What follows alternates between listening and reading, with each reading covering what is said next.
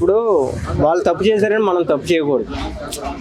వాళ్ళు ఏంటంటే మొన్న రీసెంట్గా ఓజీ సినిమాకి తెలుగులో బ్యానర్స్ ఉన్నాయని మొత్తం కూడా థియేటర్ దగ్గర సించేసి రచ్చ చేయడం అయితే జరిగింది.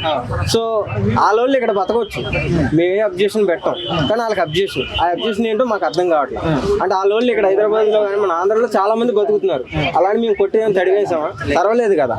సో వాళ్ళ సినిమాలు ఇక్కడ రిలీజ్ అయితే మా సినిమాలు అక్కడ రిలీజ్ అవుతాయి.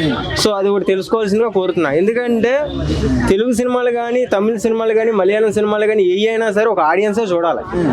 వాళ్ళ భాష వాళ్ళు ఇక్కడ ఏం చూడరు కదా. వాళ్ళ భాష వాళ్ళు ఇంకా మన ఇక్కడ ఆంధ్ర వచ్చి చూస్తున్నారు. సో ఒకటి గట్టిగా చెప్పాల్సింది ఏంటంటే మీరు ఏ రకంగా ఎలా ఎంత ఇబ్బంది పెట్టినా సరే సినిమాలు అయితే ఆగవు. ఫ్యాన్స్ వాళ్ళు తెలుగులో రాసుకొని తమిళ్లో రాసుకొని హిందీలో రాసుకొని అది వాళ్ళ అభిమానం.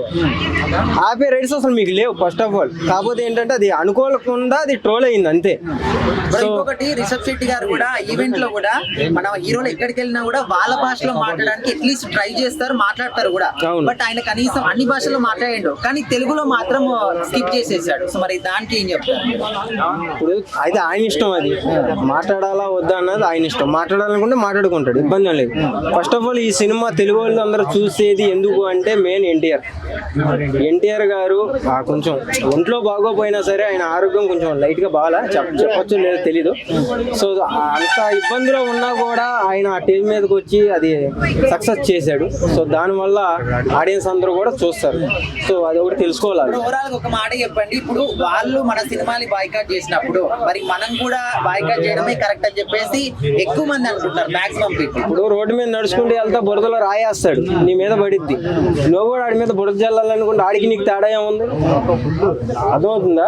సో తప్పు అది. ఒకడు ఏదో తిన్నాడని మనం కూడా అదే తింటే ఆడికి మనకి తేడా ఉండదు.